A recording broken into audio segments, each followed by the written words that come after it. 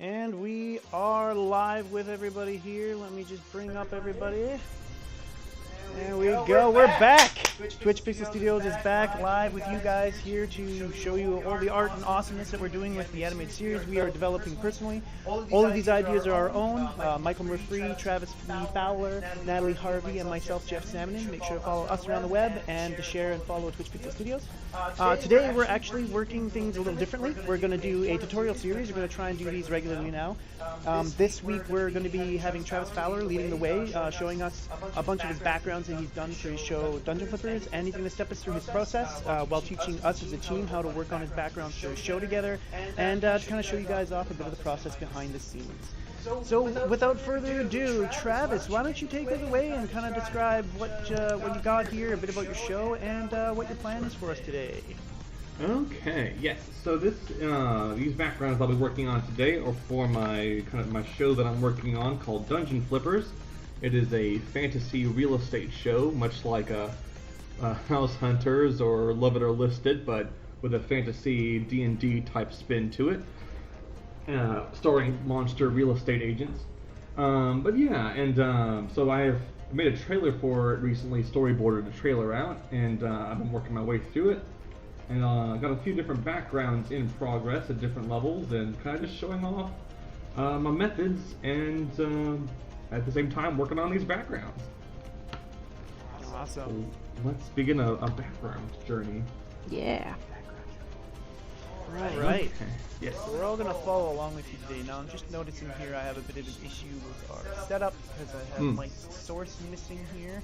So I'm going to have to see if I can fix that.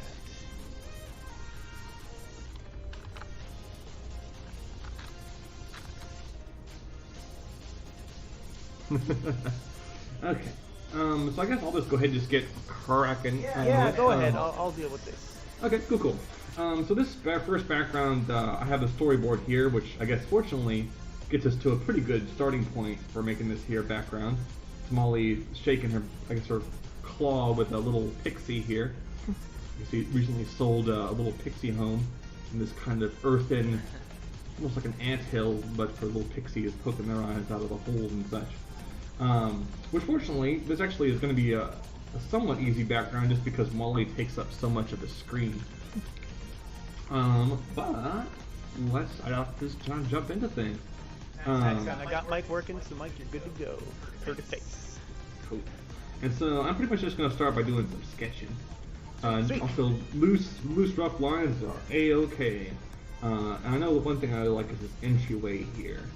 So I imagine it being kind of like an anthill. I'm keeping it pretty earthy, so organic lines and being kind of loose and random with things is good. Right now I think the storyboard sketch, the hole looks a little too thin, like it's, I don't know, just kind of hard to tell if it's a door at all. So I'm kind of making it a bit more... Aaron Radney here saying, hey Travis, long time no see, glad you're doing well. Hey. Looks like glad to see you got a project going as well. Welcome to Aaron. the stream. He went to art school with me, art school for me. Anyone who wants to join in, you can feel free to chat with us on Facebook, YouTube, or Twitch at the same time. We have a dedicated chat that kind of amalgamates them all together. We'll be able to answer you live, and we'll be able to chat back to you. So. Travis, approximately what's your stroke like, man? I'm using a 9 right now, just for a 9. It's a tapered, this kind of brush here, the hard round pressure size. It's like it's a taper. And just at size 9 is fine. Right now I'm working loose, very sketchy, just kind of getting some shapes going. Gotcha. Got a hardness 100% there, obviously. Oh yeah, just a very solid, nice solid line. That's a 9. If you have any specific questions about the software we're using too, guys, feel free to ask. We're really happy to help you if you've never used Photoshop before. Sorry, go ahead, Mike. You said that's a 9. It looks a little bit thicker from my 9. Do you have Yeah, my 9's a bit thinner too. Yeah. Do you have this thing clicked where it's like you get the taper?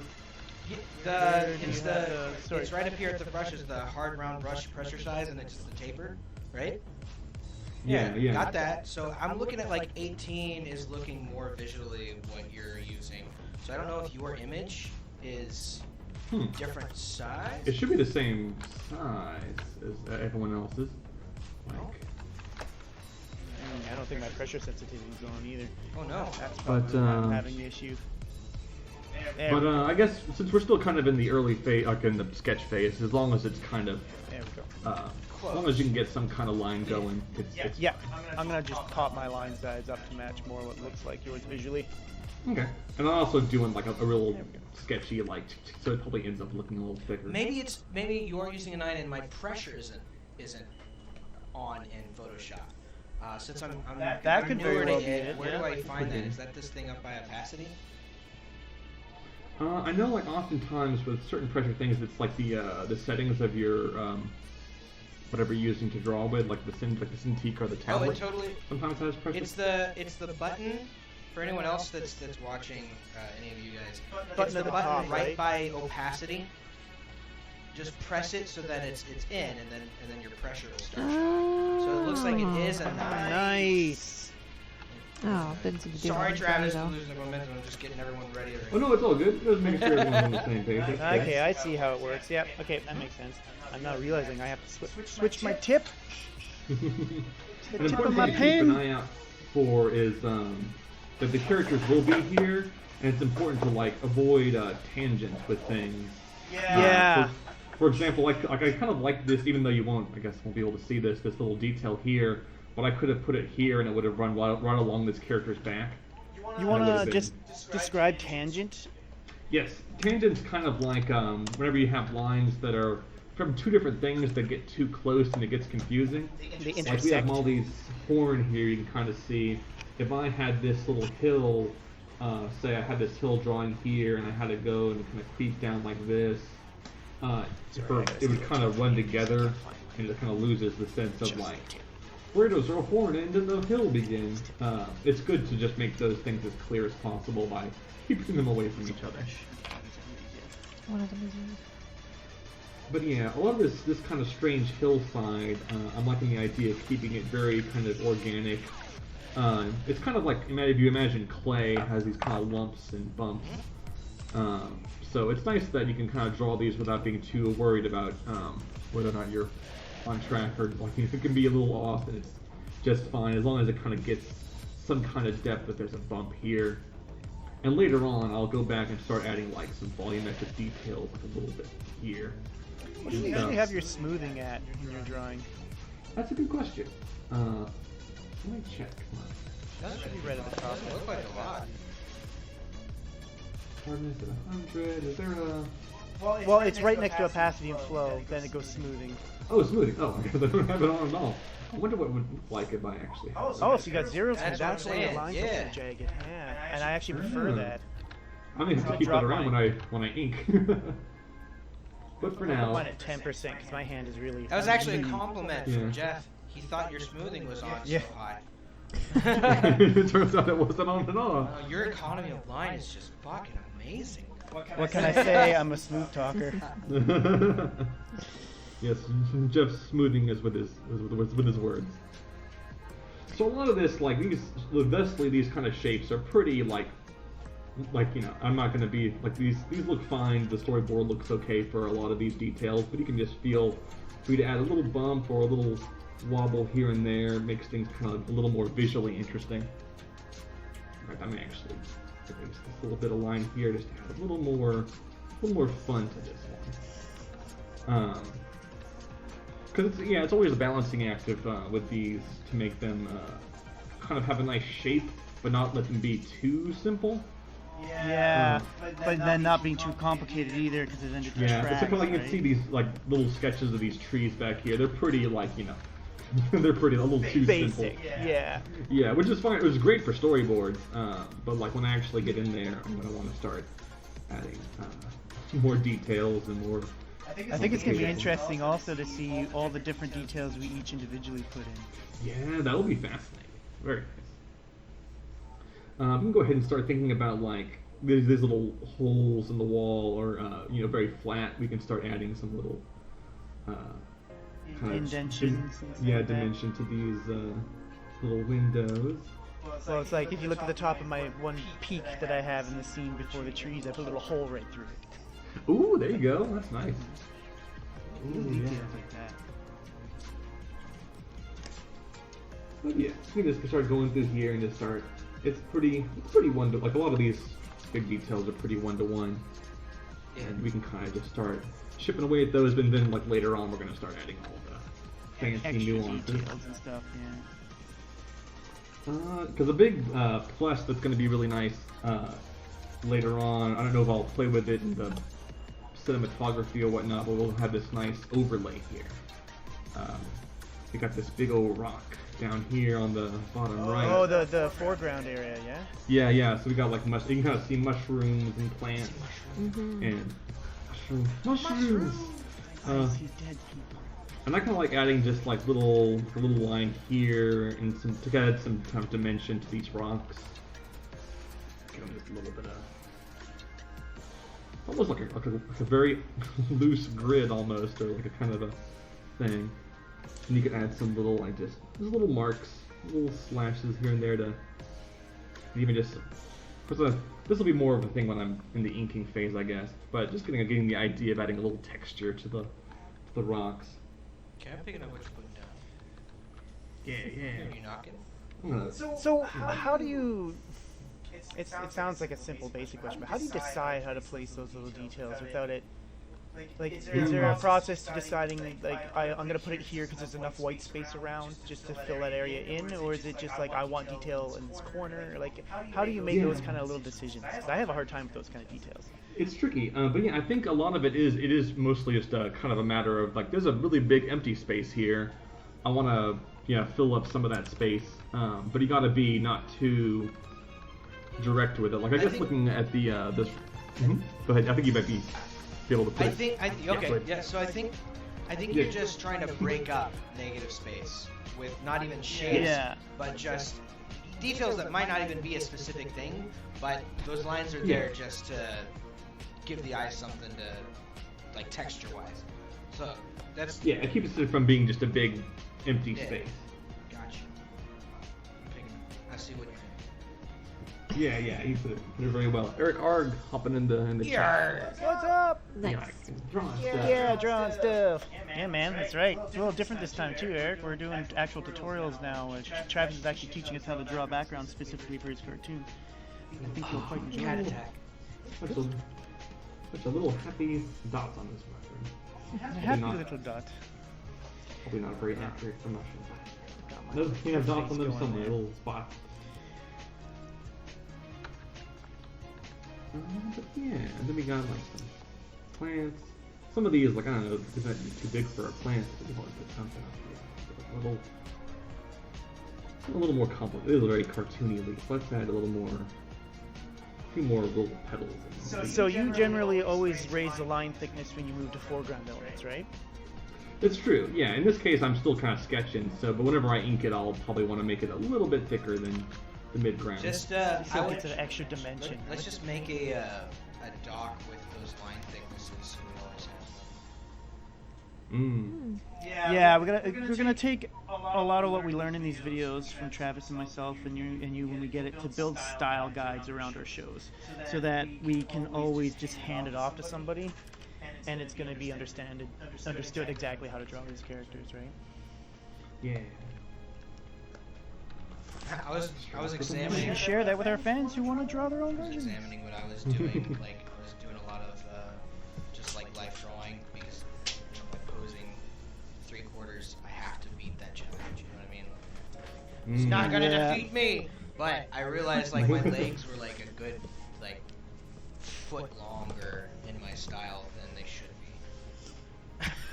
Oh yeah, long legs. I mean, it could become your style too, though. I mean, there's a lot of, like, look at how they did the Tron cartoon.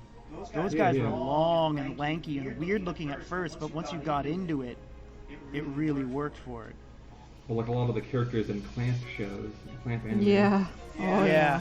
Super lanky. You know. Like, think about Holic and 12 I don't heads. want to think about Holic. For like 12 That guy heads could tall. step over his house. Mushroom.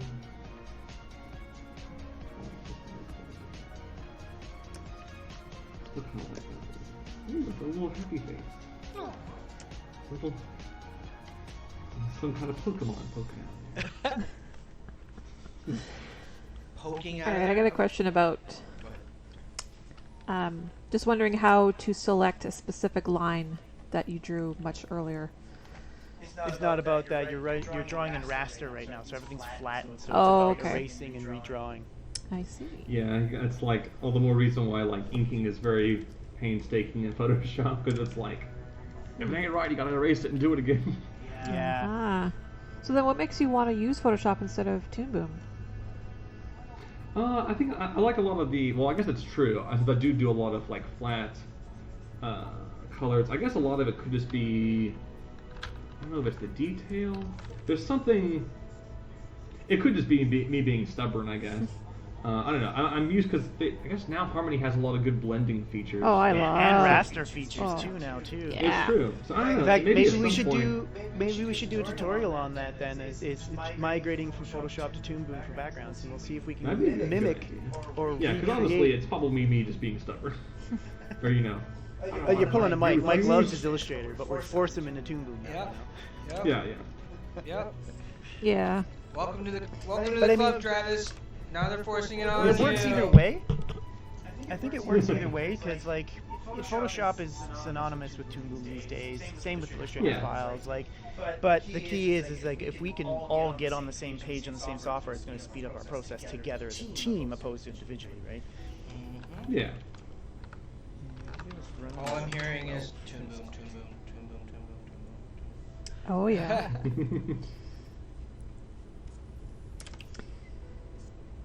Yeah, much more comfortable drawing in Toon Boom. It is nice just to be able to be like this drawing is close, and then just be like nudge, nudge, nudge. And it's there we go. right. Now it's perfect. Yeah. So when you're choosing, like for instance, we have Molly here leading in front of everything, and there's going to be a whole mountain range of trees behind her. When you're drawing that stuff, are you already keeping in mind where the animation is going to be, so you only draw it needs to be there, or you just fill in the background fully so that you can move a character around the problem? In this case, I know like all the action is going to be right, like the focal point is right where their hands are shaking, basically. Yeah. Which is kind of I try to get like onto one of the third lines, breaking into thirds. But we do have like we have this space kind of between them, above them, where the trees are to kind of just like it helps give you more of a sense of depth with how intimate a shot this is. Yeah. I don't know if that answers the question or not, but it's like I do try to make sure I keep an idea of where your eyes should be going. Yeah, and then focus the detail there, and then the rest can be kind of just filler. Yeah, that's been kind of my all the background artists I work with shared this sentiment, but like doing all these backgrounds recently made me realize like, oh man, I spent like a week making this background, and it like it's gonna be like less than a second long. But Yeah. You really have to learn to be conservative with your time and effort, right? Yeah, Animations in general like that, though. Let's see, Eric Args. I don't even draw, and they forced it on me. And they forced it on. Yeah, Toon Boom. Come here. Eric, why don't you follow me for a second? See, Toon Boom. It's the future of everything, not just animation, but I everything. don't get how that has anything to do with Supernatural.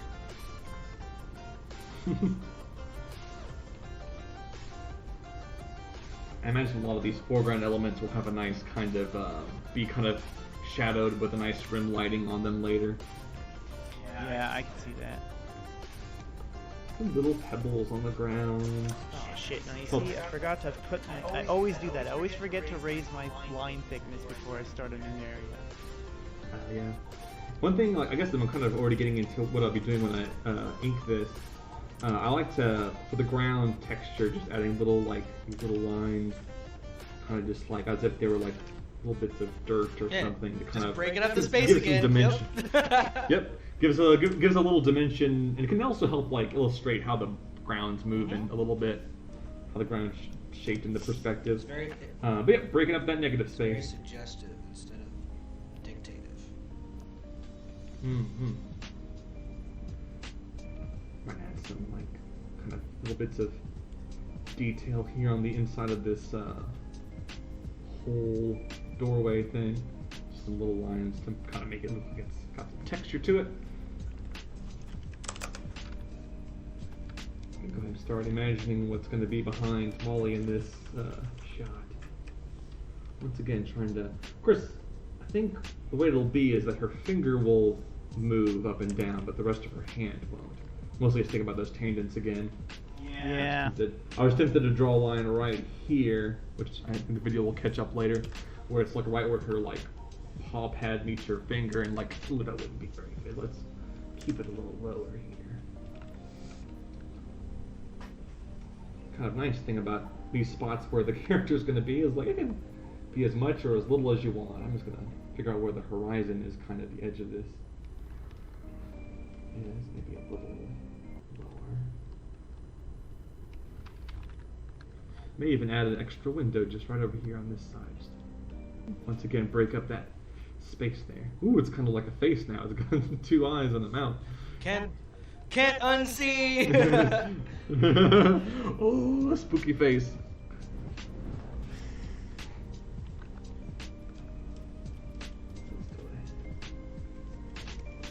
Details, these little spots.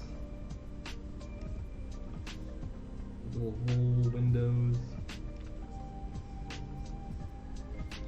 The question is, do I want to have this kind of earthen spot go all the way around behind her, or just maybe have it stop something? See, I went all the way.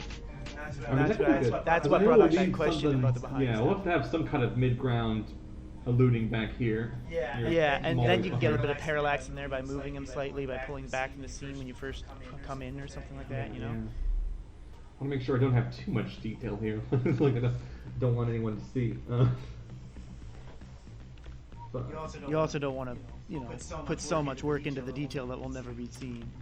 yeah, and if it's something like if I put a big mushroom here, I don't know, it's like right by Fill her that butt, and it's area. like I don't want people to be looking over there. I want them looking over here.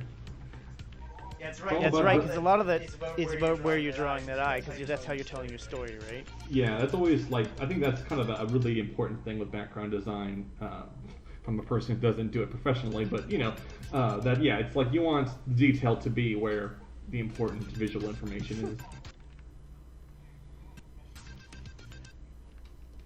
That's true. Professionally, right? Yeah. Because Because fortunately, this whole big lump here. group, so. Yeah. Yeah, we can keep this big area here pretty big, since Molly's going to be occupying that whole space. Now, granted, like she's not perfectly on model, so there could be some spots that seem more, but we'll keep it on the lighter side, especially for this tutorial. And we can move on. These trees. So right now, I don't like the way these trees look. But they're also far away, so we don't have to be super meticulous with it. But I do want these to look a little better than they do now. But I'm also like not the best tree drawer. I'd say for right now, let's keep. Well, thanks. It's just like What's the background? We can start by adding just little bits of overlap with the branches. Think more about parts where the trees deviate from Now I the. realize I'm not breaking my thing onto midground, foreground, background. Have you done that already, or are you just kind of drawing one layer and then we'll break it apart later? Oh yeah, we'll break it apart because this is still just a sketch. In general, I'd like to go.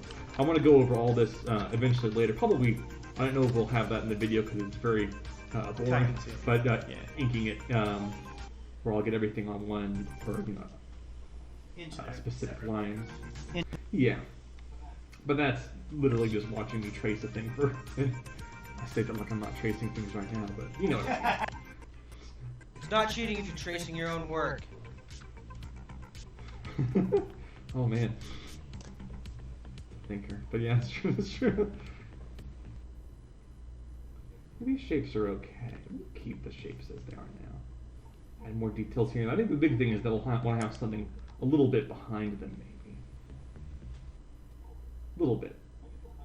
I've also been keeping a lot of focal depth in a lot of these, so a lot of this may end up being blurry by the time I start compositing the scene.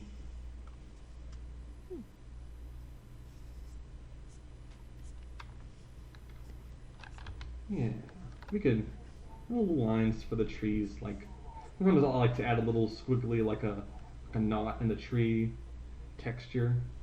Just adds a little something special there. Yeah. Knots. But that's the kind of the nice thing about nature things is that it's a lot less a lot less particular. Ooh, there's a bit of a.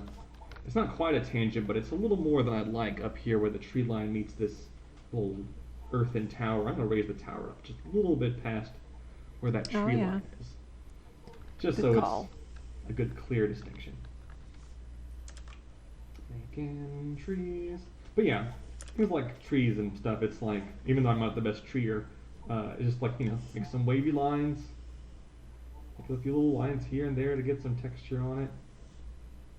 Like, very Bob Ross. Happy little tree right here.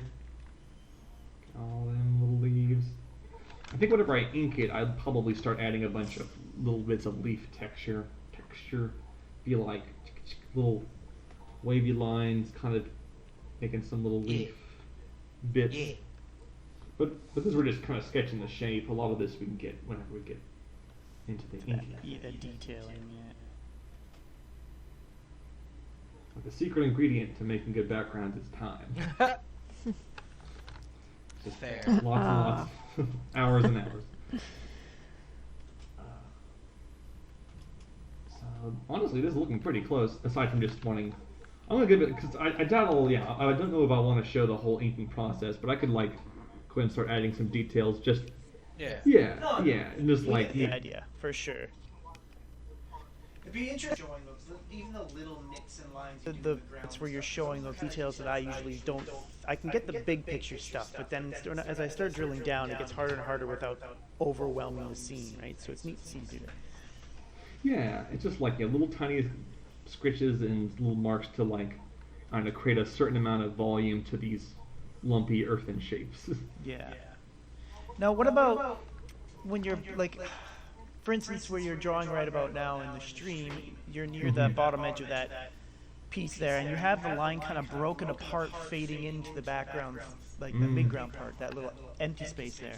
How do you go and decide where to have it cut off or where to have it drawn all the way down to the ground line? Like, as artsy as it is to say, it's a lot about just kind of a feeling almost. I kind of just like let my hand kind of wobble as it does and kind of like get a kind of almost like a rhythm, but not a very precise rhythm of like line.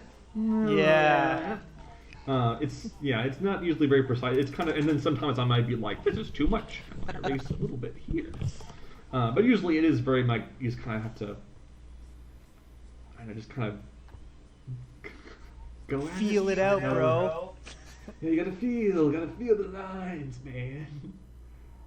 But yeah, it's just very much just kind of like like Mike said, breaking up shapes. I might add a few more little insinuations of some kind of foliage color way in the back that's just going to be kind of a blurry bunch of lines that we see in the back. Maybe some bushes that are way out in the distance. Bushes. The bush. It'll just be like very thin, Fetch the bush. very loose, undetailed lines. Just little breakup lines. Yeah, I'm going to turn off the storyboard so I can get a better look So at it. then, why don't we do a little example now of you choosing a section of the. Proper ink work. Yes, that sounds a good idea. Yeah. You can add some proper Yeah. ink work. Now that you have that rough sketch, you have a pretty good Okay. Idea what you want to do. Maybe they're on the. Yeah, that's what I'm thinking. Right around here. Let me see. I feel like lately 8 for me. Thickness, line thickness. Yeah. Seems to work all right. And so a lot of it's just going and tracing over, trying to make it kind of smooth as I can. Especially for a lot of these very the doorway. It's a little bit. Where's that smoothing, Jeff, in Photoshop? It's right at the top near your opacity. Oh yeah, let me actually see what it's like when I actually use I it. turned it to like maybe 50% and it should be fine. Woo. So that. Ooh. Smooth. Yeah, the smoothing's nice. I should probably keep it on that. But yeah, we just try to get these. It's nice if you can get a good kind of continuous stroke on it. Trying to avoid making dirty jokes. And then just kind of making these little details here. Keeping it from being just one, keeping it from just being one, what's it, like a jawbreaker, but continuous rings, but having them be kind of parts of these lines that kind of come out of there. See, there's a big bunch of negative space that I might just whoosh. The stream always has to catch up. But yeah, breaking up negative space. Breaking up the negative space. Last time on breaking up the negative space. We don't like negative spaces here. We break them up. Help, I'm being oppressed! That sounds pretty negative. Right?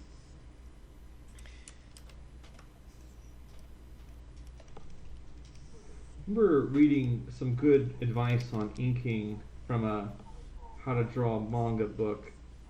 But I think I've seen a few other people not quote it, but quote the same advice of with inking that it's a good way of inking is not looking where you're drawing, but where you're going to draw. Yeah, ahead of yourself, right? Yeah. Which always reminds me of driving a car. Actually, I may lower the smoothing a little bit. I feel like I don't get as much tape. Yeah. There's because I know with driving a car, often if you're looking right in front of the car, you start to swerve. But if you look off in the distance, you'll automatically just kind of stay on the road. That's good advice. It's nice if you can get some good taper on some of these. Cracks, for example. I draw a lot of cracks with dungeon flippers just because crumbling bricks and rocks. These aren't technically cracks, but they're kind of the same kind of lines. Where sometimes I'll like to start thin, get extra thick, then thin out, then thick again. Kind of adds a lot of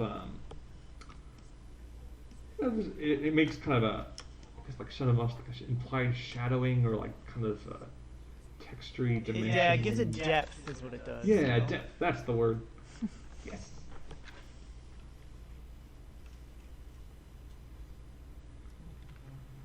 We can start adding things I don't know, little bits of. I do also do a lot of stalagmites, so sometimes I like to add little bits of almost a sedimentary grain onto things, like I am with this little bit here.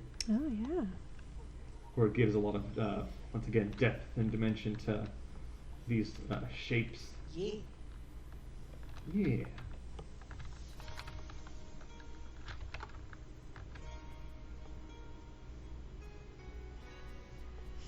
This is basically what it's all about. Just going in and just on and filling up space. Oh yes, the most exciting part. I'm good at filling up space. Inking. I like it. It can be nice.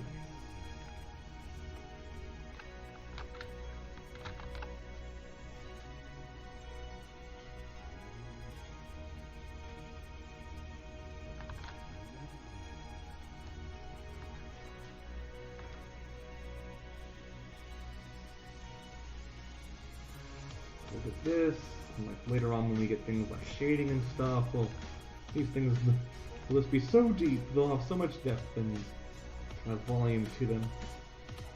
Not that I do a bunch of rendering per se, but just rim lights and a little bit of shadow. I'm always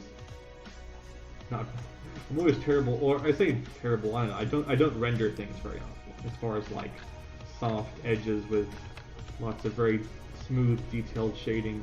That requires an extra level of patience. That's where I draw the line, I guess.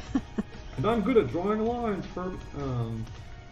but I mean, if you went that far, you'd be stepping away from that cell shading feel, anyways, too. yeah, it's a look that's good for a lot of things, but it's not not quite what I'm going for this. Scratches here and there. Which I'm glad for, because we're a small team, and those detailed backgrounds would take us Yeah, we forever. need a specialist for those. Yeah. That was one thing I noticed when I was looking at my kind of the tracker for all my shots. A lot of backgrounds in this show. It's very background heavy. Yeah. Hopefully, though, you'll be able to draw one background that's nice and large that you can pan around and use for a lot of it too, right? Yeah, I Based think on so. how you plan it out. Yeah, I gotta make sure I get all those room for all those angles and stuff.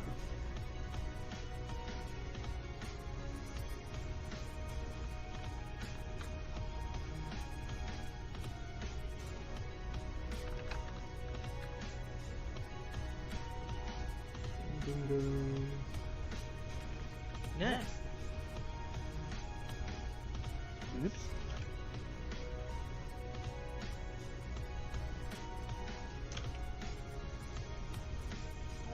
Some of these I have a little bit of an extra advantage, or thinking about line thickness and stuff.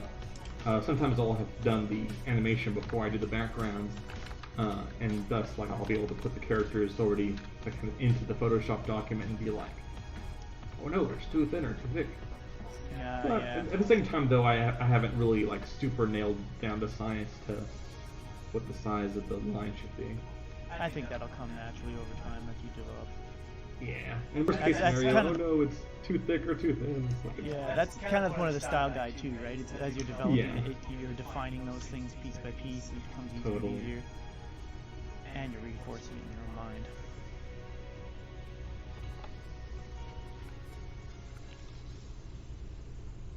Make it dark.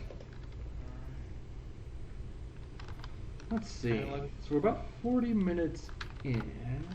I'm trying to think of like which, or your time and stuff. I don't know how long it will take to do the colors and the shading Should stuff. probably get Well, I to think it'd be good. colors. Why don't we jump over to that now? We'll take a Yeah. quick look at it. But before we do that, let's all take a 5-minute Yeah, break let's look at all of our stuff. I'm excited. and take a look. Yeah, and take a look over what everyone else has done and see if we can give each other some feedback and let's ask some questions about what we feel we could improve on and all that kind of stuff. So Sure. I'm just gonna pull back from this now. I think right away, if I were to look at mine, I'm gonna put us back to the 4 up. Yeah, let's go with the four-way. Yeah. Yeah. When I look at mine, the first thing I see is I rush things. I don't have the patience. I'm not taking the patience. I mean, right now it's a little easier to not because it's kind of like a throwaway session. But and then the Look, I second do thing like I those give myself cracks, is I though, probably nice. too much detail. Like you can see around the door area, especially. I've kind of got this whole door done, and then the rest around it isn't quite complete. And if I were to follow the detail I used on the door, it would probably overwhelm the rest of the scene, you know? Yeah, but I mean, you can have certain areas be more detailed than others. It's fine. Mm-hmm. I'm pretty much just gonna say what I like about everyone's stuff. But Yeah. but no, yeah, it's all good. So then, that being said, what do you like about it? Where I'm at? Oh, about yours, I really like that. The kind of some of the cracks and stuff has some nice. Like I like we were talking about those thick and thin spots on the cracks. It really looks. Yeah. It makes it really look dry, and I like that. You're talking like around this spot here. Yeah, like and around the this spot window here. there. Yeah. Yeah. I personally also like these lines I've got dripping down from the edge of the windows. Yes. Kind of those light cracks. I feel like it gives it that texture of like here's a ledge, you know. Mm-hmm. Yeah. Get some of that depth going. So yeah, it's nice. See if I can pull up the mics here. Ooh. Pretty tiny. Oh yeah, there we go. Okay. Adeliz got a good. Wow, all you those- have. Freaking look at you, Mike. Yeah. What? You got the whole scene drawn. I only got the door done. You're like, I'm going for it, boy. Good, boys. I Yeah. used to do like little pen that, sketches, so I just like this reminds me of doing that back in the day. Yeah.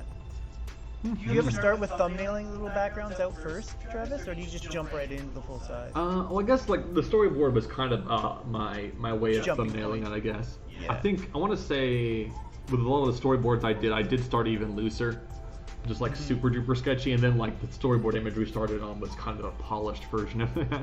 Yeah. So we just keep on adding new and new layers of polish to it.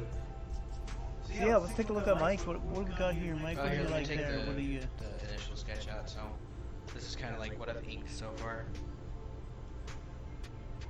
Nice. Ooh, I like the shapes, like the kind of like the silhouettes of a lot of those like towers and bits of rock and stuff. Is very nice shapes. Yeah, I'm trying to. You said like, can you zoom in on yours? Just you added geometry to your sand rock type stuff, and it went around. Yeah, let me. It went around. I just want to see if you draw straight and around, or you're drawing like a little curve at the very beginning. Let's see, for a lot of these shapes here, Yeah. they're pretty curved, I think. Okay. Although sometimes, like you see some of these sketches, there's some angle, but usually a little bit of a curve to them. That. Yeah, it gives it such a cartoony feel compared to mine. I've got more jagged edges around mine. It feels a little too So I real feel like compared to the cartoon. your backgrounds really benefit from like not even completely finished lines. So I'm adding these towers right now, kind of like what I think it would benefit a lot from. See this? You think that's too much? Could you zoom in on there a little bit? Just right here. Yeah, I mean like the silhouette shape or like the detail inside inside. detail, the breakups of the geometry. Oh yeah, yeah, I do like some of that. Although I think this I mean, one it looks looks like a little dick. phallic to Yeah. me. Hang on. But just need to put the balls in there. Just gonna- I joke like that. You'll the next one is has some spots on it that I'm like, for the thing will be color and has some Here we spots go. on it. But There we go. there you go, squirt out the top. Little, all it needs is a nice. It's a chimney that has smoke coming out the top. Yeah, A there white you go. That's the plume. plant. Oh, there you go. Awesome. Oh, so it's the tower seed is what you're saying. Yeah, yes. But yeah, I think usually adding some like inner details to add depth, like you did, is good. It's always got to be. And then Natalie's got some really nice details. I like all Yeah. those foreground Okay, let's jump over to Nat. objects. Zoom in on that little door area like we were all working on. Yeah, I like those Skip the like number the 8? Is that interior the unit lines number? for the doorways and everything. That's real nice. Thanks. Ooh. Yeah, you want to zoom in? on that? Professor Travis. Yeah. Nice mushrooms. Yeah. Eric Arg says hot. Yeah, it is. Referring to the seed. Phallic tower. But yeah, I like those little like the little detail lines and everything. It looks real nice. Yeah, I had to fake the taper because I couldn't figure that out before I started the stream, so Oh, I I just see. erased a little bit of the ends of my Oh, dang. lines. Well, that's Ah, really that's what I was impressive. gonna say. It looks very dark. That's very compared to impressive. everyone else's but that's because the tapers aren't there. Yeah, my line thickness is thicker than everyone else's, so it got pretty dark. But because this isn't alright. Toon Boom, I couldn't just select everything and change the line thickness all at Wow, once. there it is. Yeah, There's the that is. That's okay. I mean, to be fair, that's always the thing. It's like, oh, if it's too thin, like, do I have to ink the whole thing over again? Yeah. You know, Yeah. I think I'll do a have- tutorial in Toon Boom because you can also use the perspective grids now too. So maybe I'll look into doing a tutorial for Toon Boom drawing backgrounds and get something Yeah. set up for everybody. Let's jump over to the Nice. coloring now. Let's take a look at what you got here. Fine, so that's going to be. First, save this. Make sure I don't lose all this. So which file is this? This is 18. Let's see, or it's 30? 38. 38. Alright. Now Oh this yeah, I one's love got- this scene. It's got a very Yeah, yeah. Flintstones vibe going Wait, on. this Really isn't. does. Oh wait, okay. So we're saving this as 14. Yeah. Yeah. And then we're moving on to the next one. Gosh. And this So the is coloring, I like coloring. Coloring's fun. 38. But it'll be interesting to see how you go about choosing your color palettes and dropping them in and stuff. This was with 8. Your, Dude? your workflow. Man. I think. Let me see. There's also, I guess, now that I look at it, it's like 26.5 inches by 15. It's a very large canvas. Wow. Let me see though. This is an 8. Oh no, this is, I think, probably a 4 actually. Yeah, you build them that big because you're not drawing in vector, right? Yeah. Yeah. Yeah. Like in general, I probably made these. I even made them like 300 DPI in case I want to print them. But Nice. I don't know. I'm in this so far. Working big has worked fine, but obviously file size is becoming This is a where we're concern. doing color, Mm-hmm. right? Okay. Yes, we're doing color in this one, so we won't have to worry so much about. I was like, what do I need to do? Okay. So in this shot, it's I guess the context doesn't matter too much, but it's Molly sitting on Newman's couch, complaining about her problems, and they're eating I guess human brains as one would eat pints of ice cream. Oh wow. Yeah. A little Haagen-Dazs for you. Human DOS. Human DOS. Human does. But it's Ben and Jerry. Oh, that's perfect. That's gotta be in it. You gotta put that in. Nice. That is Oh, God. Yes, yes. Okay, let's see. This is an interior shot. So we've got you got a lot of layers going on here too in this one. Oh yeah, I broken things down some just in case. Even though I can't imagine there's too much, but a lot of things like the skulls on the floor are separate from the rug. I like how you did the rug there. Is you drew the rug first, and then what did you use? Transform tools to stick it into place, and then. Kind of. I sketched it. I don't know if I have any of this original. I basically drew it normally, like as if it were laying out in front of me, and then I used the sketch and skewed it, and then I traced over it just so it wouldn't look too warped. But yeah, that made it where I could actually keep the perspective right, because I'm not that That's good a at real drawing good perspective. ellipse there, Travis. I know, I look Right? my amazing ellipses. No, it's all good. Okay, so let's start doing some color figuring. Yeah. All right. So it's interior. It's kind of supposed to be gloomy. Newman's a kind of a ghoul. So I'm gonna basically much like Bob Ross. I'm gonna start by just making a gradient background. Okay. Yeah, Like I'm thinking, makes sense. yeah, I'm thinking maybe like some kind of murky blues. Let me try doing like a light blue and like a. So So are you doing an underlayer then? Like you you're know what doing a gradient tool is?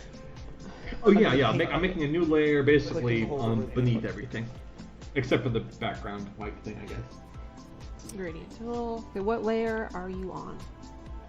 I made a new layer that's right here, just called like layer 4. Basically, there are all these turned off sketch layers. I'm gonna put it above those, but below all the ink ones. Under ink bag. Okay. And then you're just gonna paint bucket? Or what? Something like that. I'm gonna use the gradient tool, Yeah. which is also the same. If it's in the same spot as the paint bucket, so if there's a paint bucket there, you can hold it down, Got it. and it'll let you choose. Okay, you got it. I wonder if this is too. Part of it is just trying things out. So I'm gonna make sure we're on just a regular old one to another gradient, and let's just try. Boop.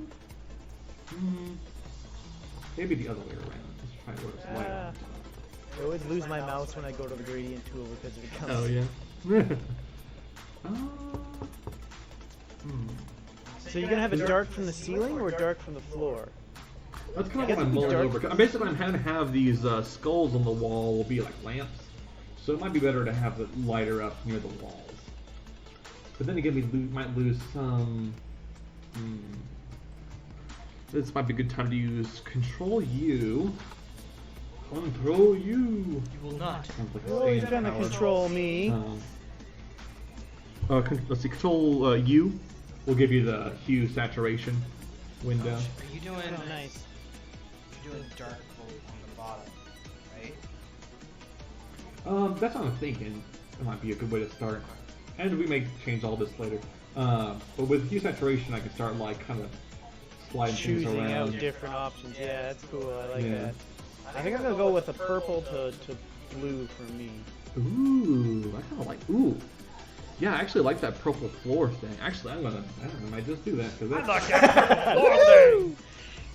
Yeah, because it adds. Yeah, because I'm very guilty of making things kind of monochromatic a lot, and that'll at least keep things in a scheme. Scheme. Scheme.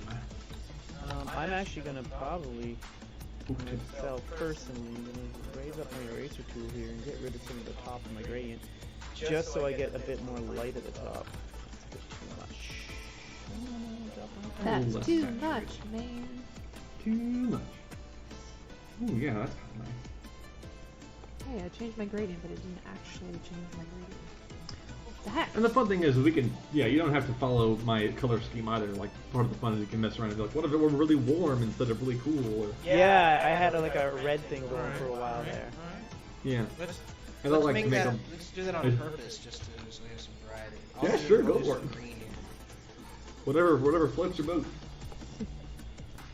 Is there a wrong way to art? Yes, I found it by accident. Yeah. Ah, there is a wrong way. I found it. Damn I'm it. gonna make a new layer above this one, and this one's gonna be. I really like to, because it's easy to get caught up in details with color Yeah. choices. It's basically like this is me basically thumbnailing the color to be like big swash, extra messy. Let's figure out an idea of what I want the colors to be before I start just filling in all the colors. So like bones. I know the bones are probably going to be kind of this creamy color. And so I'm just going to get a really big brush on this layer. This layer is just... It's a garbage layer, right? It's a garbage layer. Basically, I'm just going to kind of Dab color squish in. Yeah, just super rough color in where the bones are. As you can kind of see, because there's quite a few bones in this picture. So you got your paintbrush Fill tool, all those right? in. Oh, yeah, I'm not on the paintbrush tool. I'm on the eraser tool, which would explain why I'm not drawing anything. Just make sure you do this on a different layer, like on its own Yeah. layer, so you don't accidentally get your gradient covered in all these splotchy colors. Even these bones. It's a 15. Let's bump it up. It's barely even showing up on the bone. You have this. I'm at 150 Oh my right God. now. Big It's brush. huge. Gotta pull the giant brush. Look at that bone. Now, do you use hard edge on your coloring as well? I guess you do. Yeah, I do. 100% hardness? Golden bar. Yep. Or I guess, Natalie! Oh, come on. as in like it doesn't have any. It's not blurry or soft. Or Yeah, no soft edge. blurry. Well, I had it at 100 and it looked awful, so I turned it down to 60 and now it seems to be a little better. I don't Hello, know. cat. Goodbye, cat. Okay. You got a kid. And yeah, we'll just start going through the picture with different things like this couch. I don't know how I want to have the couch look. I want it to be warm or cool colors. Maybe a dull warm color to have it stand out a little bit from the cool room. But I gotta make sure not to make it too warm, or it'll like clash and hurt your eyes to look at. Because it's that balance of color thing, the color theory things. Hope Eric Arg said, "Gotta run, stay sexy." Alright, doing it. Done! We can't not be sexy. Thanks, Nat. But yeah, color theory stuff. Granted, I'm not like the best with color pickings. But the idea being like, if you used a super saturated blue and a super saturated red in the same picture, it just makes your eyes hurt, and they're both vying for so much Attention. intention. In this case, since I'm doing a very kind of cool, but even now this drawing here is pretty desaturated, but it's very cool. Is kind of the main thing. So if I had like a big cherry red like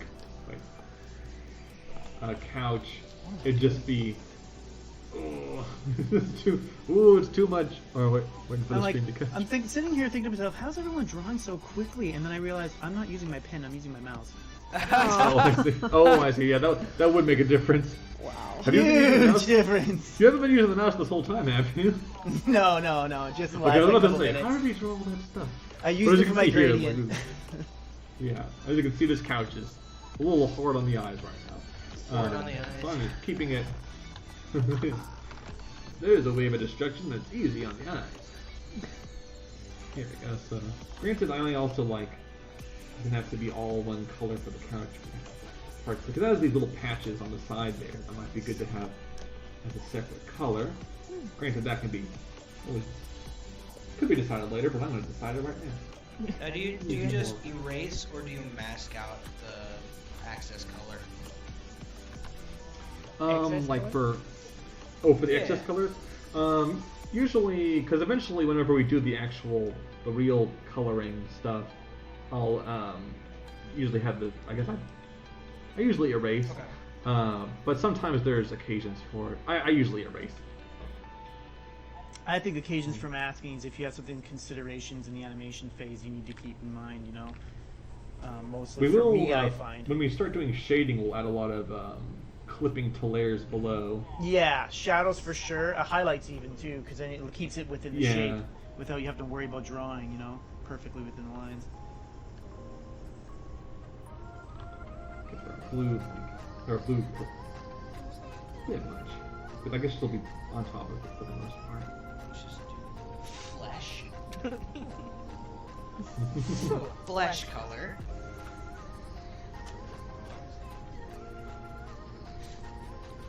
I may even use a similar color for the chair, just to keep things. Sometimes if you get too many colors, things get cool. Yeah, Okay. Distracting. that's when I usually start with or I start developing my color palette, and I'll choose my 4 or 5 main colors. Yeah. But that usually comes after the experimentation, right? Because if I don't know what I like, there's no point in committing to a color palette. Mm-hmm. So the rug is cool. I mean, have it be a bit more saturated in colors. Let's see how that looks. I'm gonna switch because I already painted these skulls loosely. Switch my my brush mode to behind, so I'll draw behind it the colors that I've already put on there. Which I'll probably have to switch off quickly if I want to just figure out what some of these accent colors are. A lot of kind of purpley reds. These purples I kind of like. I do like purple for the eye. That may be too much. I have a kind of a cheat that I do for making very cohesive color scheme that I'll show here in a minute. Mm. It's cheating. It It's saves I time know. in animation. You know, It ain't after I cheating. started doing stuff in animation, I realized that's the whole game. Yeah, the whole game is how many corners can you cut? Yeah. I'm gonna make little blue flames coming out from the top of these skulls. Not the ice cream skulls, but the skulls and blue. Oh yeah, look at those. The walls. Remember? Did you make a save palette of all these colors so you can use them? I'll basically later I'll use, or after we get things figured out, I'll use this as a reference and then just kind of pluck the colors from this layer as I start adding details. Yeah. What I usually do is I'll make a bunch of squares for each of the colors I'm going to use in the scene too, so I can easily color pick them while I'm doing the final color.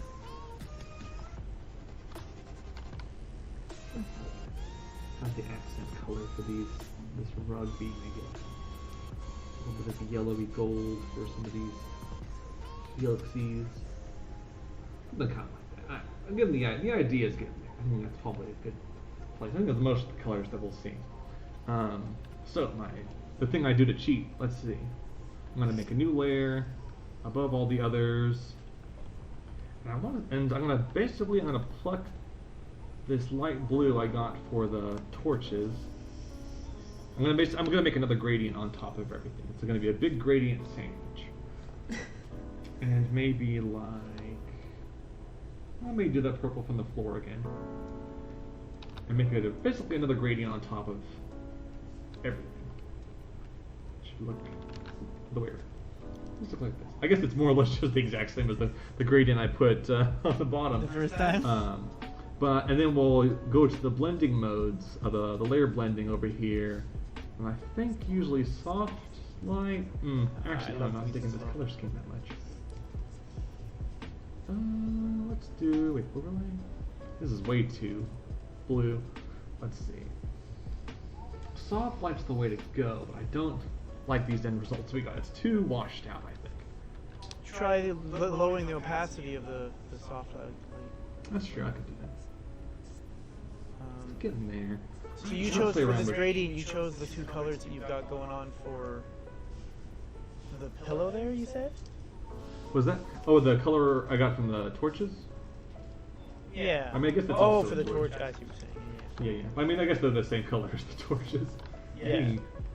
Good limited palette. I'm gonna try just messing around with the overall, because this is where I can really be like, ooh, look how it all changes at once. What if I made it darker, more saturated?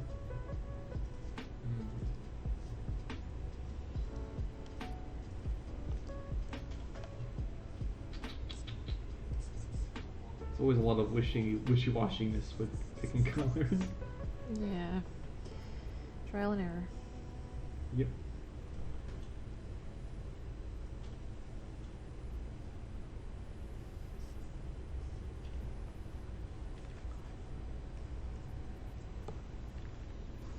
But basically this gradient on top kind of blends all the different colors together a bit Can you more. flick it on and off a few times? And hold it for a second each time, just so we can kind of see the difference? Oh yeah, totally. So I'm kind of enjoying this. So this is what it is now. I'm gonna flick it off.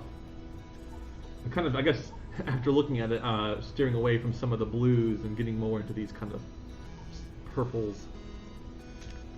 So you have blue, right?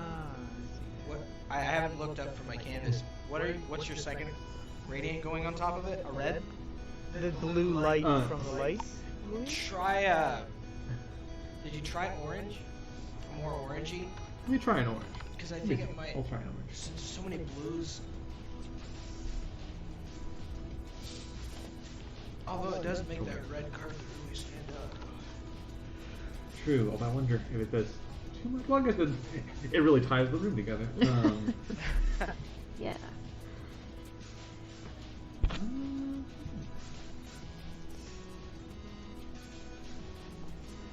It's funny how like now I'll doing the warm colors. I'm back on this cool color again. I'm like, ooh, this is kind of nice again. Sometimes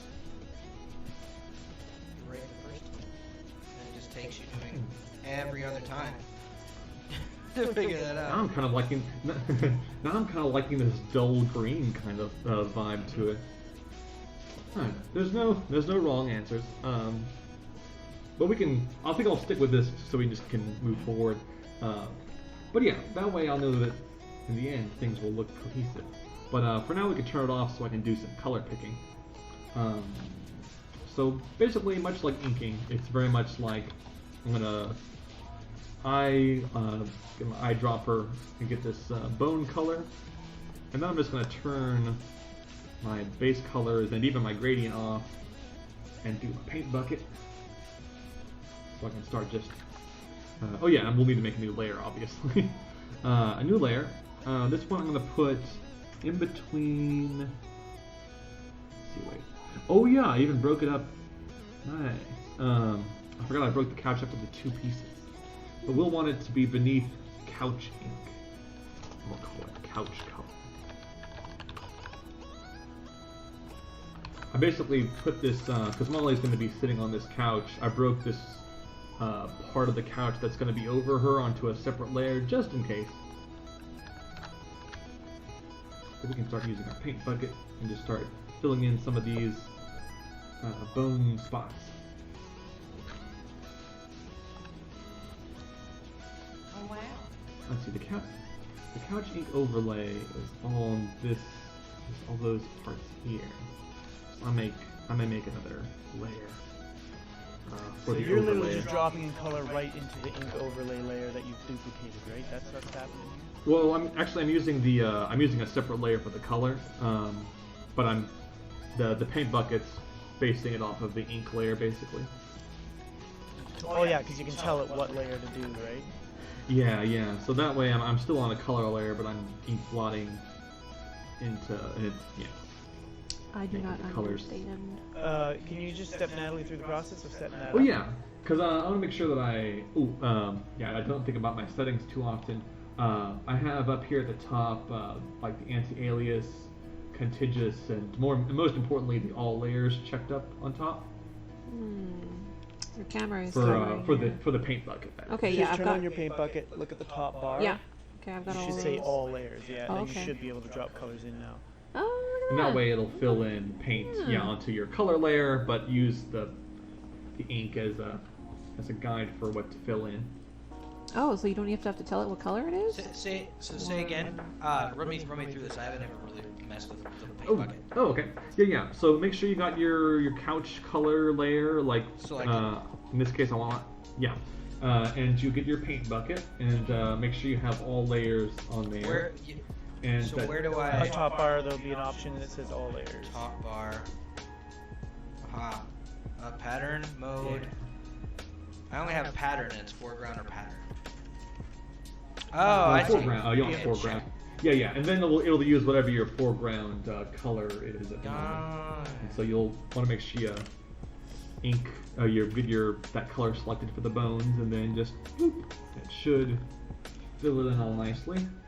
Should be. So every time you want to change a color, you have to go back to that other layer that you first colored in, color pick, and then come back to this one? Yep, that's right. Okay, I get this. All right. So what I usually do here is, if you look on my screen, I've got this little guide up here I create of the color picks on a new layer. Oh, there you go. And then when I zoom back, I can always just color pick using my eyedropper tool using the I key, I believe. What's the right one? I forget what the shortcut is. Oh, yeah. Of course, now that I want to say it, I forget what the shortcut is. Yeah, I think that's a good idea. I'm going to do that right now. So, Wow, that was fast. colors, spell, right. So colors, and I'll just start making some little splotches here of all the colors.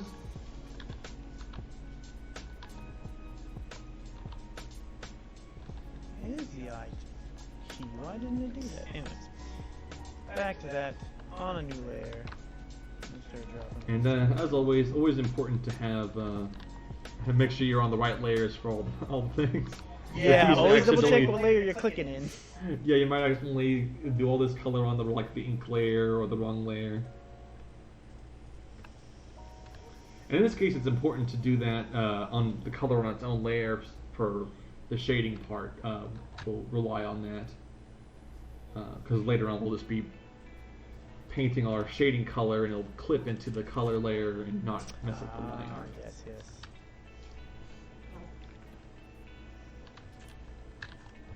Yes.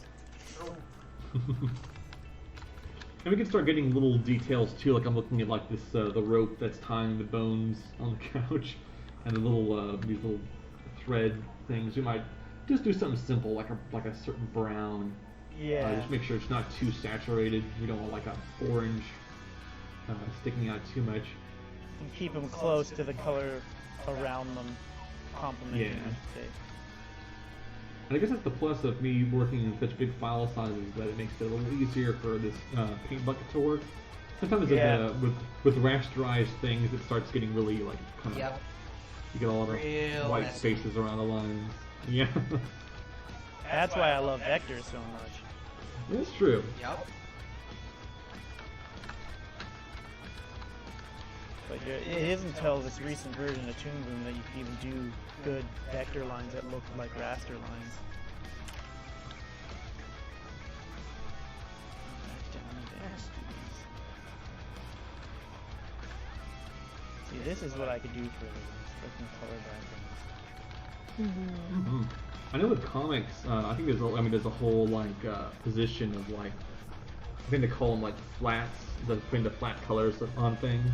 Yeah. You can get paid just to put some colors on there. Nice. And it's the industry, I hear. Is actually all the specific. They break it down to there's line artists, ink artists, sketch artists, posing artists. They break it down. You get the comic book. When you're producing comics that quick and that fast, right? It's the same animation. You have to have such a big team.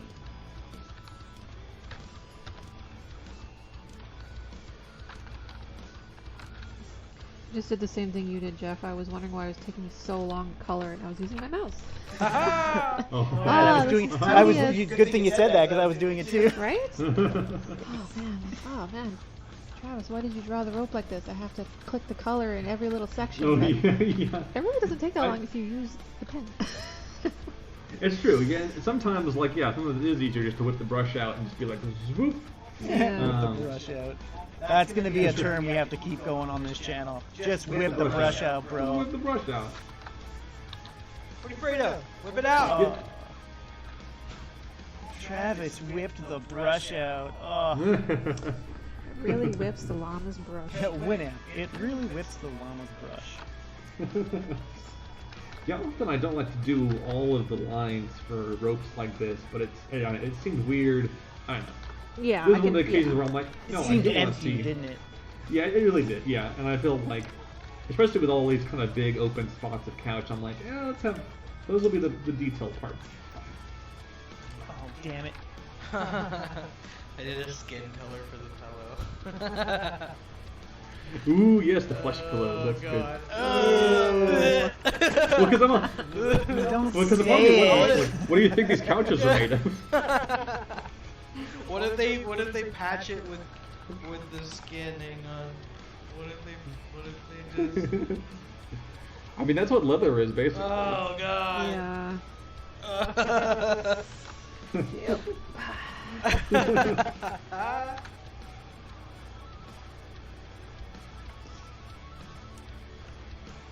Of course, I did this all on the right. Oh no, I did it on the right layer. Nice. Yeah. You know how you don't name your layers, and then you're like, I don't want to name your layers, and you go back and you're like, I should name Oh.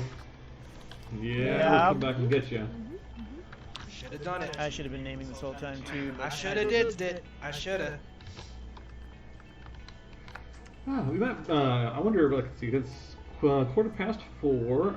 I almost wonder if we could probably start wrapping the color parts up and move on to some shading. Yeah. Yeah, I think that'd be cool. Let me just Yeah. drop in Let's this color let's take a sketch. look and just look at everyone's stuff. I guess. There's still a lot of this I haven't colored, but that's fine. Let's see what everyone's working with. See everyone's color palettes they chose.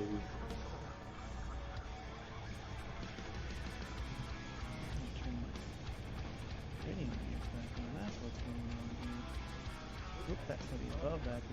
There's definitely like we'll have this whole like shading wise, we'll have this hallway that's like right behind the pillow that's going to be very dark, and we'll have some nice glows around the lamps, and maybe have some nice Jeff's got a nice kind of glow. rim That's lighting. another thing. Yeah, I already had some of that on my. On your effects, now, honestly, those flames would be animated, right? So, Oh yeah, that's a good point. I didn't think about that, but yeah, they need do to. you, for effects like that, like particle effects, are you still gonna put outlines on them or no? In this case, with fire, I'd probably have not have any black lines. It'll just be like the blue and the inner part. They'd be just blocks of color, basically. I forget if I've had flames in any of my shots yet. Wait, I isn't did a there a sample lich well. that breaks into flames that you were doing?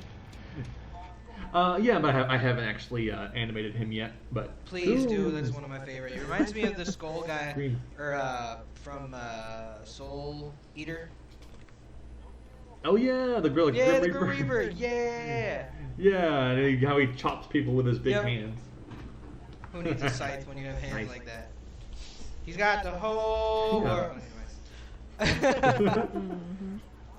But yeah, let's see everyone's things. Ooh, I'm seeing some neat colors on everyone's versions. Darn right. Darn tootin', yeah. Ooh. See, Jeff, you went with kind of a nice teal green kind of things, and that nice With the red pillow's purple, very yeah. nice. I wanted to bring the pillow out because I feel like that's where her head's gonna be, right? So. Oh, good point. It may make her head stand out better. I think it's a good idea. Very nice. Ooh, Natalie's got some polka dots on the pillow. They're little I heart like shaped. that. Oh, little heart shapes. Oh, I love that. And he has some nice. I like the way the fires on yours stands like out against the kind of purpley backgrounds. Yeah. Got some good color contrast. I like. Well, thanks. Ooh, I can almost feel the Mike's there. I don't think he's at his chair. No, he's there. I'm He's just just. down. Yeah. I was like, is he even there? But no, I can almost feel the kind of earthenness in yours, The Mike. what? Like it's very earthy. I can feel the Yeah, earthenness. like I a feel, cave. I feel like I can almost smell it. Smell the it. Colors Cave. are so earthy. Cave. Yeah, I guess I should I know put a Jeff's pour got up that. for everyone to see. Let's pull that up. There we Yeah, go. yeah. I was There we kind of go. Squinting, There we go. squinting some. But yeah, and I like the kind of nice glow from Jeff's torches. Like I think that's Yeah. definitely when I get into the shading would be something I want to have to make sure it's a nice like kind of backlit glow. Yeah. I do a lot of my work in my effect stuff in a gradient layer. Like you usually drop a gradient layer to get your nice scene in, and then I'll do the same thing with a gradient layer, and I'll do all my lighting effects by deleting away from the gradient layer with a soft brush, and it gets those nice glows looking good. And then when you actually add the effect glow on top of that, it just poof looks so good. Yeah. Ooh, I like that very Sauron looking rug there. Very good. I mean, that is yes. Ooh, yeah. Ooh, very nice. I guess that is kind of what I was looking for design-wise. Ice.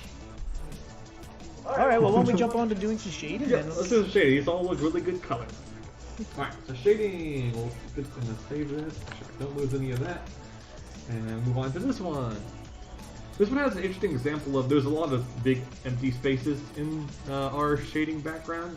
Yeah. And this is a good example of how sometimes I like to add just little specks of different colors on things. Mm-hmm. I've done this on a few of them, a few of my backgrounds, and because oftentimes when you're dealing with such big splotches of, in this case red or whatnot, it gets just a little too much. The shading will help, but not 100%. So sometimes I have to just add a little something extra. But yes, Nice. shading time. So this one has a good example, that little gradient at the top that you can turn off, and everything turns a little more. Alright, the gradient adds a little more cohesiveness. Oh, yeah. Yes. Look at that. Alright. It's alright. Make sure Can we you get- turn that on and off again so I can take a quick look? Oh yeah, yeah. Turn it off. I'm also going to, hold on, I'm going to jump over to you, the screen again, before I forget. So what's the story with the in The the dog. yellow?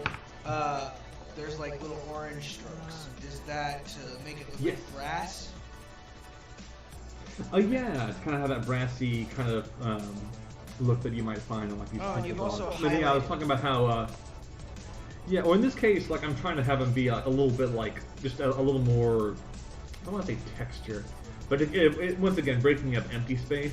The shading will do some of that, but it's just like these are very. There's a lot of spots that I just feel like it needed a little more different kinds of colors. Yeah, even the purple Yeah. that you have in the red, like, I wouldn't have thought of that, but it's subtle, but it really does make a difference. Yep. Okay, let's do some shading. Which I guess is probably the most meticulous part, but let's start getting things going. I guess obviously one of the big focal points is this big dog in the foreground. And then the layers here we have, I put everything into groups. So up near the top, there's like the ink overlay and dog 1. Dog 1 is the colors for the dog in the foreground. We'll get ourselves a new layer between the ink and the dog 1. And that one will be our shade. Yes. And then we'll right click it and we'll say create clipping mask. Now everything we draw will be within the dog's colors. Yay! Yay! And typically, I'm trying to remember how I actually do this now that I think about it. And I'm going to find our shading color, which I feel like usually it's the dark parts of what I already have. For example, like this down here at the very bottom corner, this kind of dark color here. But then I'll make this whole layer in the layer blending mode, usually a multiply. And usually I don't do 100% multiply, but at first I want to see how. So you'll make this whole shading layer multiply. Yes. And this is a case where I actually want it to be a little darker than usual, but not this dark. I'm thinking maybe like a 70. Yeah. I crashed my So multiply at 70. What was that? I crashed my Photoshop. You give me a sec here. Oh no, yeah, no, this file is like half a meg or half a gig. I'm Gord. I'm just starting to see a pattern in all of my Why processes. this again? And I guess I'm suddenly realizing, yeah, like the trend of thing. I mean, start loose and work your way into fine details. But this dog, as you can kind of see with the picture, the sun is over there. That's going to be our light source. So a lot of this dog is going to be in shadow, which will help it stick out from the foreground. And as with everything else, we'll start very loose. I'm just going to cover most of this dog in shadow, kind of like maybe like halfway across its face, and then the rest will just be in shadow. Ooh, that's already looking very nice. So you color picked the red, right? Yeah, I think that kind of reddish blue right at the like the bottom left corner, right in the armpit there, and that gave me that it's kind of a pinkishy Yeah. maroon. Okay, so just to be clear, you made a new layer above the dog and then clipping mask it, right? That's what happened there? That's right. Yeah. Just So to check. this shade all clipping inside of the color for the dog. Yeah, perfect. And yeah, so now we're kind of filling in after this dog. And fortunately, part of the reason why I wanted to choose this one is because the dramatic lighting, and also just like these dogs have a lot of kind of neat bumps and shapes to them that we can play with. Because yeah, now that we got this on here, it's all about kind of just fine tuning the shading. Now on this board, for instance, this little pearl. Mhm. So if you look Yes. at my screen, I'm gonna go straight down, right? But since this pearl's in 3D, would you then kind of bring it back, roll that shade back just a little bit to go with the 3D shade? You see what I'm doing here? I think. Let's see. Yeah. I think you're on there. So basically, I'm about getting this foil here. We'll have like kind of a nice, maybe something kind of like this. Okay, perfect. Yes, that's yeah. Yeah. I don't know why my And, color looks so much yeah. redder than yours. Huh? I don't know why my color pick color seems like raspberry red instead of the actual shadow tone that Travis is getting. Do you have the layer set multiply into Yep. 70%? Oh, 70, no, I have it at 100. Yeah. Usually multiply is just a little too much. Can you scroll out So just that's- a but little 70 bit there? 70% opacity multiplied Yeah, okay. Good. on the layer itself, right? Yeah. Yeah. Mhm. Travis, can you scroll just a little bit? Mhm. I wanted to see if you did anything on his head. How you did. Right now, and this is just a very loose thing. Eventually, we'll start getting into a lot of detail. Gotcha. But yeah, a lot of this is just getting meticulous with like kind of fitting to these curves here and such. And getting a nice curvature to things. I'm not always 100% accurate with the way light hits things. You don't really I have try to be be. either.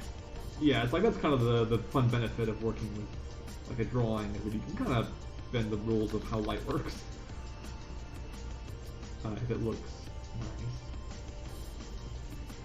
I'm gonna get some shadow behind his ear here. Because now it's breaking up those negative spaces once again to on the final level of using the shade where the lines, where the shadows kind of start. It's a good way of breaking those shapes up. Even a little bits of shadow beneath little bumps on his brow. Yeah. I like to keep them like fairly smooth looking lines of these shapes, the shadows.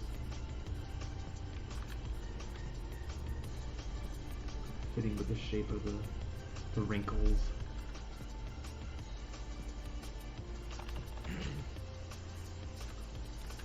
Nose. And typically it's always like I do a big pass with shadows and then I'll add a whole bunch of highlights on top. Yeah. Makes things really shiny.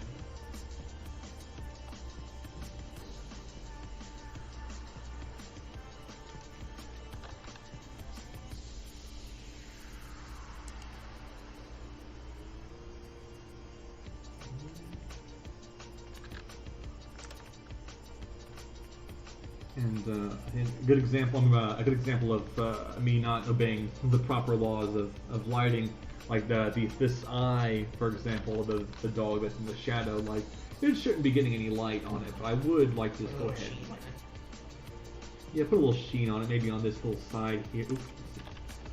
On the side of it here, just to make it kind of stand out a little more.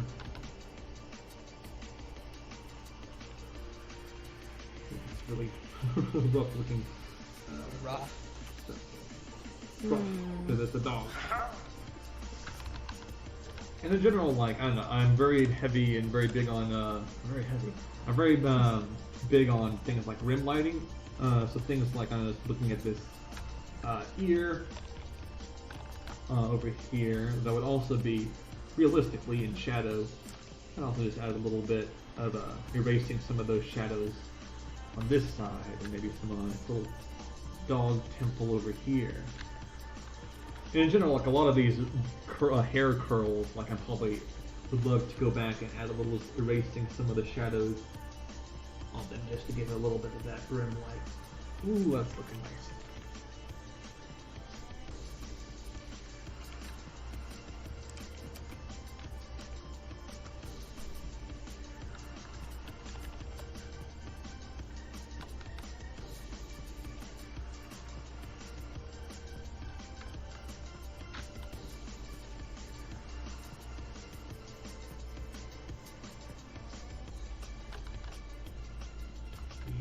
Yeah. Shading. Shading is good. Mm.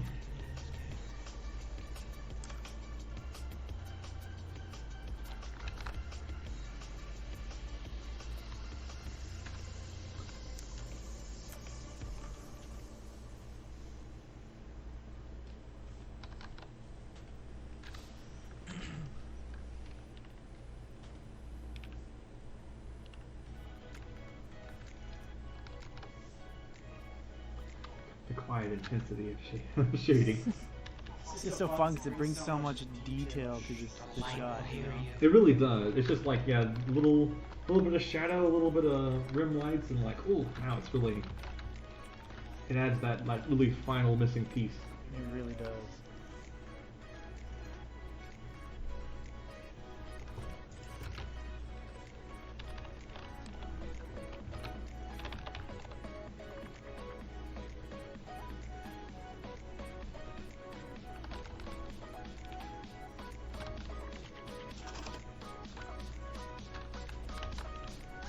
I'm always so bad at drawing dogs.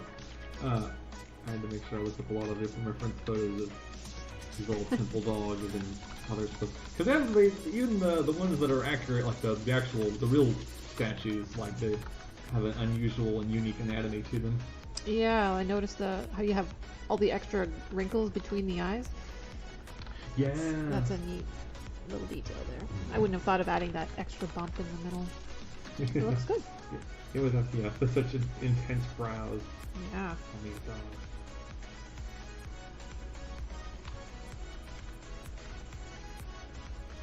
Now remember, whatever detail you put into this dog, you're gonna have to repeat on the other dog. It's true.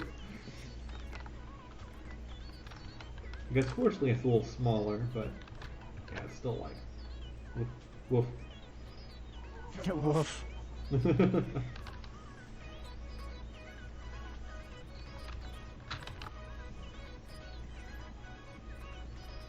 These hair curls, you can be as detailed or not detailed as you want to on a lot of these, but say like there's potential to go completely wild on how much, like getting all the spirals and stuff. I don't know if I want to be that ambitious, but it's possible.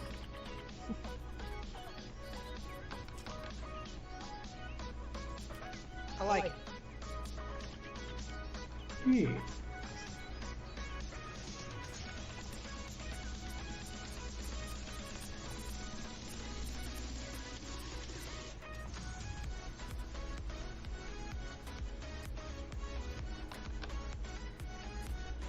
Make sure I drop the shadow below that letter too. I was just about to do that.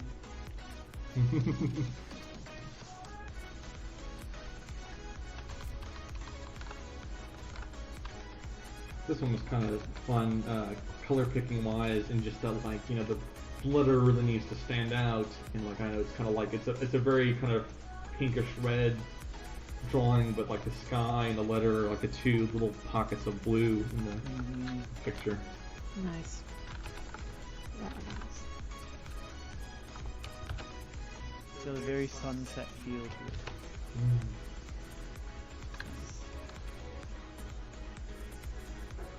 Art's a lot like a lot of this art stuff is very much like stage magic, where it's just like you have to keep looking at the right spot.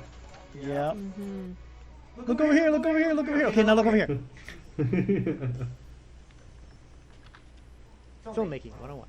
Now you're done. Now you know how to make all You did it. There's nothing more to learn Past about film class, but I didn't even sign up. Good. That's how everybody passes film class. How did you decide on being a film major? What?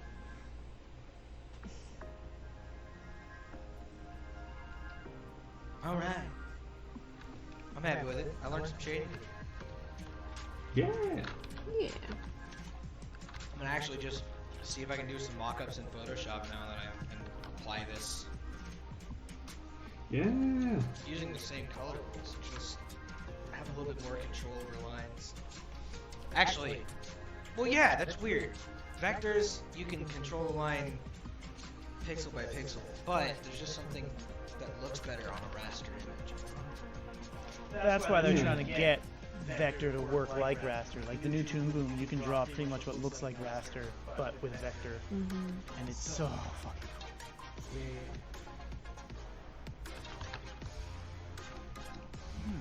Why don't we take a moment, take a look at everybody? Yeah, I think we always do. I don't know, drop us back up to 4 up.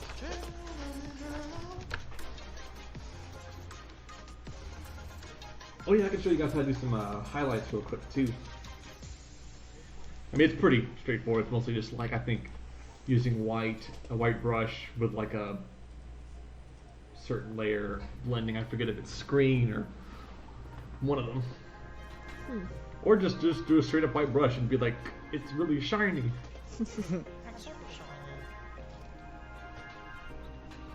Ooh. Oh yeah, look at everyone's shading, so nice. Yeah. I'm definitely better at, I've always been better at the shading and coloring portion than the drawing portion. Nice. Ooh. Oh yeah, Mike's got all the little highlights on the pearls. That's real nice. Oh yeah. All them pearls look nice and shiny. Let's make some shiny pearls. Accept your pearl compliment, Mike. Thank you! Complimenting my pearl!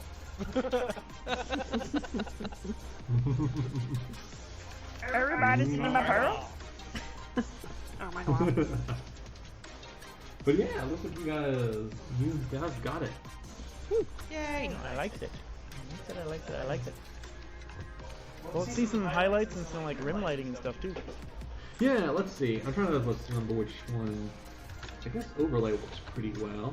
So basically, yeah, just make a new layer on top, and make it do the clipping mask to the shade, which will, I mean, they're both clipping to the color layer. Yeah. And then just, yeah, get a white brush and have it set to overlay as it's layer blending. And you can start just kind of adding. Oh, nice. I typically, yeah. Wow, that looks way better than Sometimes. white. Yeah, because it kind of makes it fit with the colors. And I guess I typically like to have them not being on the lines, but so it's very like it depends. I think for rim lighting, like in this case, like make a little rim lighting on the ears. There we go. Yeah, I guess I take that back. I do put it on the lines as well. For this, on the line makes sense. Yeah. But for some things, like I don't know, like some of the shiny parts of the hair or some of the pearls and stuff, it's nice to do that little thing where it's these little highlights. What did you set the layer to? Overlay. Overlay. Olé! Overlay.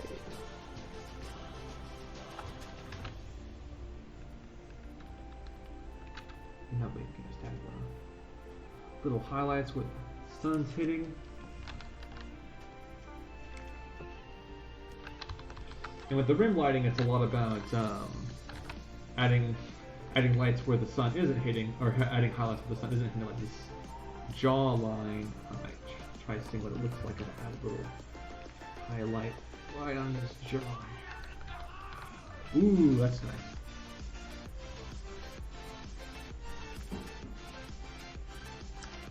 Really helps, even though it's like in the darker part, it makes it kind of stand out. I also like a little bit around the lip edge. Ooh, yes, definitely gonna add some of that.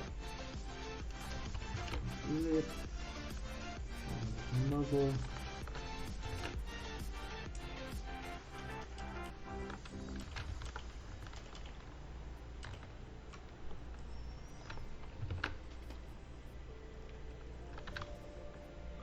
A bit on the tip of his nose there to break up that texture a little, I think.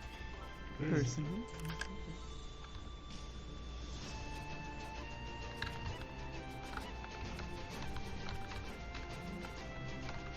Mm-hmm.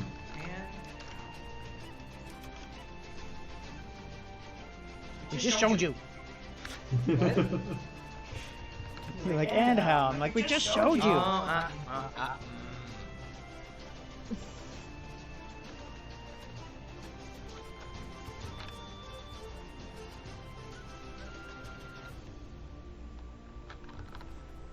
It's a very shiny doll. So shiny.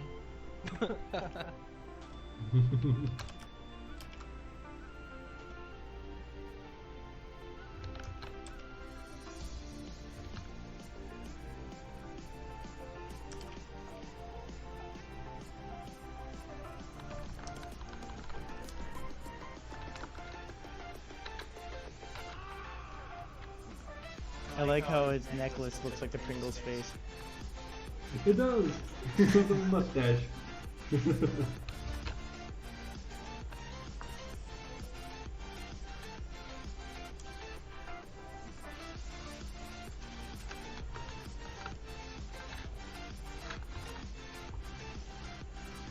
I also find if you do a bit of rim lighting on the inner lines, like for instance around the eye or on the top of the jowl there, you add just a little bit of rim lighting underneath the line, you get a nice little, let me show you what I mean. That kind of line there. Come on, catch up. Oh, yeah, that's There we nice. Yeah. I always kind of do that around the detail lines because it can kind of pop out those details to make it feel, even though the light shouldn't be there, you know, it still works. Mm-hmm. Yeah. Nice. I'm glad we did this one for the shading, just because like I was thinking about like, well, how do you shade the rest of it? It's more or less the same thing, but kind of less interesting. Yeah. You know, this little rail that they're sitting on, like it's more or less the same, but a lot less, kind of like, not as fun, I guess. There'd just be some like shading in the cracks. This whole side of the ledge here would be shadowed off, and some highlights on the edges. But we got this fun dog with all these details to shade. As far as the spikes, I'm not too sure. A lot of this big space between the dogs is going to be where Molly's going to be standing, so a lot of it won't be very visible, but I don't know. It's just like a bunch of spikes. Crazy. A little bit of shading, a little bit of highlight. Very repetitive. Yeah.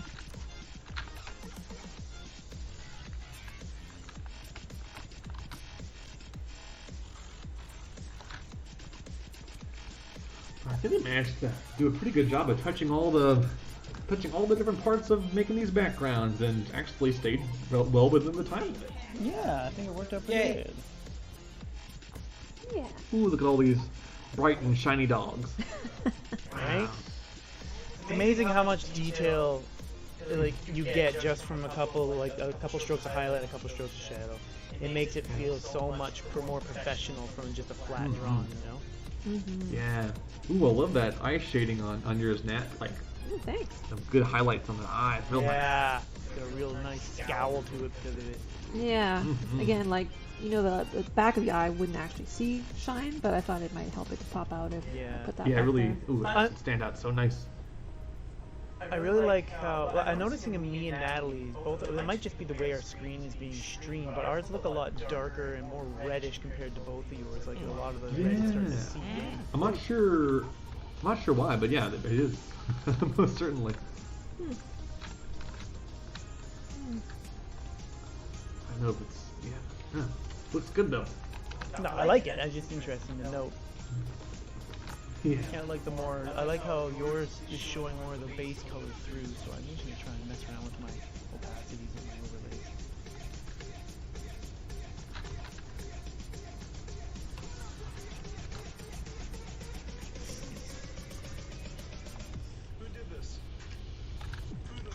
I also like to do this kind of stuff around like the noses and things, especially on the highlights layer, where you give it texture using the highlight. Oh yeah. You grab that pink and you just scuff it like it's a bit dirty, right? So now it looks like he's got a bit of sheen from like a metal texture on his nose there. So if I pull back, you kind of see like. Ah yeah. Ooh. And I'll do that a lot if I want a rougher surface versus a nice shiny surface, or if you want a shiny surface broken up by like aging. What is that called? Patina?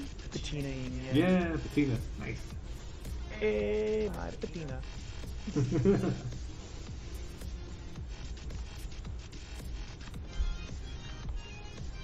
Oh yeah. Bunch of background masters over here. Right. Alright, well, we've got 15 minutes here. Let's just have an open up discussion and keep drawing, and let's talk a bit about what you guys found useful from Travis today, and what you guys think we could do in the future, and what kind of other tutorials you might think you might want. If anyone happens to be watching and wants to pipe in and let us know if there's anything they'd like to see us do in the future, feel free to chat in as well. I, for one, starting us off, the highlighting and the shadowing, really, I love this part. I think this is a huge part for me because it's that finishing step that I always never really reach because I can't really decide what I want. But as soon as you define that, since you gave me something with a defined light source, and I could really start figuring out what we should be hit by the light, it really came together. And then I'm starting to see how to get that painterly look that a lot of these backgrounds have in cartoons. Mm-hmm. Yeah. Well, I like to say I'm more confident in Photoshop because I haven't really played around in it too much. But yeah, I might actually do some coloring in here one of these days.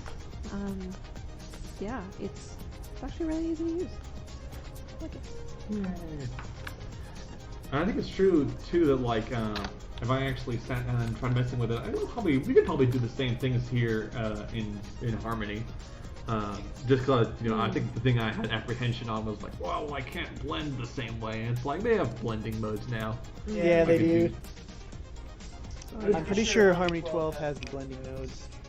Yeah. At least for opacity and multiply, I know for sure. I know in the last one we 17, did. which is what I used, has the full thing. We can do overlays, hard light. Actually, no, I'm gonna open Harmony right now. Why don't I just take? Oh, I'm in Harmony 16, so that doesn't help. I have to be 12 for those two, for Mike and Nat, because they're the lowest version right now. The only thing I love about Toon Boom is that after the fact you can change things up a lot easier. Down to line thickness, tapering, everything can be selected as a whole and changed, which I think is where the power of it comes in. Oh yeah, and colors too. You can just be like, you know what? Let's not make it blue. Let's make it green. And you can make a whole different palette to test, and if you didn't like it, you could just click one palette button, and it jumps the whole scene right back to the original palette. Yeah, because I think like that may have also been part of my thing was like, well, I'm probably using a bunch of colors, and it's like, yes, but not. Honestly, I tend to still keep very simple palettes. Mm-hmm. Like this is like mostly just red and yellow. And I feel like if that's what you have to do in animation. You got to limit yourself, or else the scene becomes overwhelming, and then the characters don't stand out, and now there's no point in the background. It's not complementing the scene; it's overtaking. Yeah. Totally. How about you, Mike? What did you like? Any suggestions and thoughts, questions? No. Pretty straightforward. Like, yeah. Way to yes and the scene, bro. What? Way to yes and the scene, bro. Yes and no. I mean, it's kind of like the essential stuff that I do. Only instead of doing mask layers or anything, I'll like select a color that is the highlight, and then just draw that on a new layer over what I had drawn between the base color layer and the ink layer. But honestly, Yeah, the thing I like about the masking layer though is it keeps you within your lines. I think it's faster to shade through with all one color, and it looks better. It looks more uniform than selecting a different color to shade each color. Yeah, that's my thing. Is like the blending, because I'm like a true blue like super duper fine artist would be like, well, no, every shade I have my own color for the different parts, and it's like, how this? Yeah, I have a highlight and a shadow color for each color. Yeah, I tend, in fact, what I usually do is I do one layer for highlights, one layer for shadow, and one layer for color, and my shadow layer is cuttered to whatever I'm drawing, and I just use black. And then I use the different blending modes to get it if I want it to be more tinged the color of the base, or just use black as a shadow, and then I do the same thing for a highlight. And then I'm just using my blending properties, and I can always change the way it looks with hue and saturation to really get the scene I want. Oh yeah. You know, but that requires Photoshop. I wouldn't be able to do a lot of that in Toon Boom. Whereas Toon Boom then gives me other speedy expedience through other tools, I guess. I may still end up doing my line art illustrator, and then I think once you get used to Toon Boom's line work, I think you might prefer it because it does speed you up significantly. Yeah, I love it.